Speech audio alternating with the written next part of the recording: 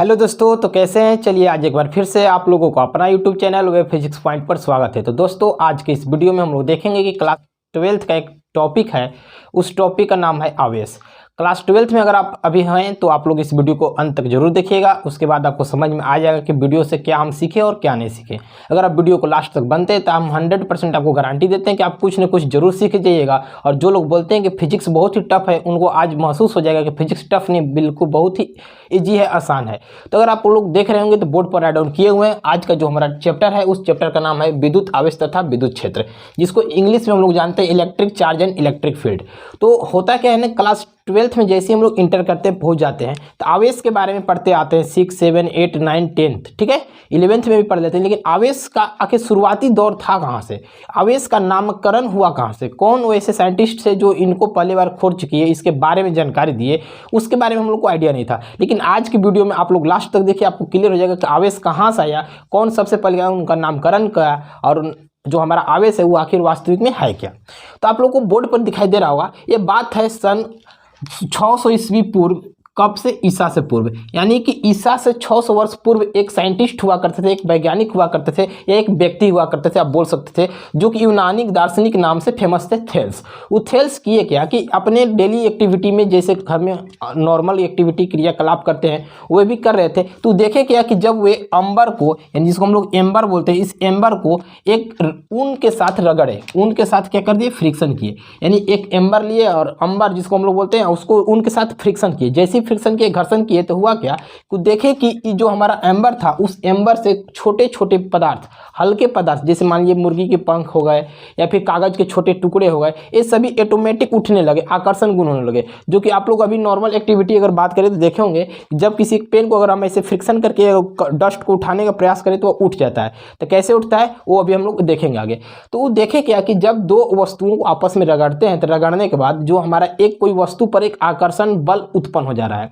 जब आकर्षण बल उत्पन्न हो जा रहा है तो वे इस चीज को देख करके चौंक गए, आखिर ये होता कैसे। तो वे बार बार प्रयोग किए, लेकिन उनको कोई रिजल्ट मिला नहीं। जब वो कोई रिजल्ट मिला नहीं तो वे उसी क्रम को दोहराते रहे, पता करते रहे। एक ऐसा समय आया, वह समय क्या था हमारा, आप देख सकते हैं 16वीं शताब्दी। वह कौन सा शताब्दी है? 16वीं शताब्दी। और 16वीं शताब्दी में एक इंग्लैंड के चिकित्सक थे, उन चिकित्सक का नाम था गिलबर्ट्स।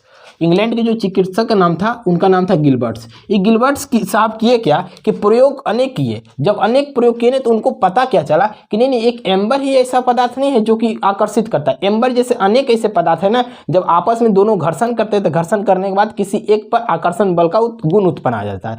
जब अनेकों पदार्थ है, अनेक पर गुण उत्पन्न हो जा रहा है, इसका मतलब कुछ न कुछ यूनिवर्सली ट्रूथ होने वाला है। तो वे बार बार प्रयोग करते गए। हुआ क्या कि जब वो प्रयोग करते रह गए तो लास्ट में उनको देखने को क्या मिला कि जब बहुत सारे ऐसे वस्तु हैं जो कुछ ऑब्जेक्ट को, हल्के छोटे छोटे कण को, मुर्गी के पंख को, कागज के टुकड़े को आकर्षित कर ले रहे हैं, सटा ले रहे हैं। तो इसी प्रोसेस में आगे बढ़ते हुए किए क्या कि सन 1646 ईस्वी में वे इस जो प्रोसेस था, गुण को देखते हुए एक और हमारे साइंटिस्ट हुए, वो था सर थॉमस। सर थॉमस साहब क्या बोले कि नहीं, जो ये गुण करने का या गुण उत्पन्न करने का जो क्षमता है ना किसी वस्तु में, जब दो वस्तुओं को आपस में घर्षण करते हैं तो इस गुण को हम एक नया नाम दे देते हैं। और वो क्या किया कि एक नया नाम दे दिया, इलेक्ट्रिसिटी। यानी कि जब दो वस्तुओं को आपस में रगड़ रहे थे, रगड़ने के बाद जब उनमें गुण उत्पन्न होने लगा, तो गुण उत्पन्न हुआ तो बोले क्या कि इसको कुछ न कुछ तो नामकरण करना पड़ेगा। क्यों? क्योंकि जब दो वस्तुओं को आपस में रगड़ रहे हैं, रगड़ने के बाद कोई एक वस्तु पर क्या हो जा रहा है, आकर्षित गुण उत्पन्न हो जा रहा है। तो उस आकर्षित गुण को क्या बोले, इलेक्ट्रिसिटी, जिसको हम लोग इंग्लिश में भी इलेक्ट्रिसिटी ही लिखते हैं, इसका कोई और अलग से नाम नहीं होता है, आपको मालूम होगा। अब इस इलेक्ट्रिसिटी को अगर हम लोग अपनी भाषा में बोले, हिंदी में, तो इसको हम लोग अपनी भाषा में विद्युत के नाम से जानने लगे। क्या बोलने लगे? विद्युत। और यहाँ विद्युत कहने का तात्पर्य उस वस्तु से ने, जब दो वस्तुओं को आपस में रगड़ते हैं और रगड़ने के बाद किसी एक वस्तु पर आकर्षण करने का गुण डेवलप हो जाता है, उसी को हम लोग यहाँ पर विद्युत के नाम से जान रहे हैं। और हुआ क्या कि ये प्रोसेस आगे चलते गया, और इसी आकर्षण करने वाले गुण को जो हम लोग यहाँ पर इलेक्ट्रिसिटी विद्युत बोल रहे हैं, उसी विद्युत को हम लोग कहेंगे विद्युन्मय के नाम से जानते हैं। क्या बोलते हैं? विद्युन्मय। और इसी विद्युन्मय को हम लोग आवेशित के नाम से भी जानते हैं। ताकि इसका एक्टिविटी क्या है, क्रियाकलाप क्या है, इसको थोड़ा सा हम लोग समझते हैं। हम लोग उस एक्टिविटी को देखते हैं। हम बोले क्या थे कि जब कोई दो वस्तु आपस में फ्रिक्शन करते थे, फ्रिक्शन के कारण उसमें आकर्षण गुण का डेवलप हो जाता है। तो एक छोटा सा हम क्रियाकलाप आप लोग लोग को यहाँ पर प्रयोग दिखाने का प्रयास कर रहे हैं। सपोज दैट जैसे हमारा एक पेन है, इस पेन को हम क्या किए, इस बाल के साथ इसे फ्रिक्शन किए। अब बाल बार इसको फ्रिक्शन करने के कारण देखिएगा कि छोटे छोटे कणों को यह आकर्षित कर लेगा। अब इसको हम उठाने का प्रयास करते हैं तो देखिएगा तो आप इसको आकर्षित कर लेगा। यह देखिए, इसको में आपको दिखाई दे रहा होगा कि यह पार्टिकल को यानी कि छोटे कागज के टुकड़े को यह आकर्षित कर ले रहा है, आपको दिखाई दे रहा होगा। तो यह गुण जो डेवलप हुआ ना, इस मार्कर में जो गुण डेवलप हुआ, इसी गुण को वे नाम दे दिए थे इलेक्ट्रिसिटी।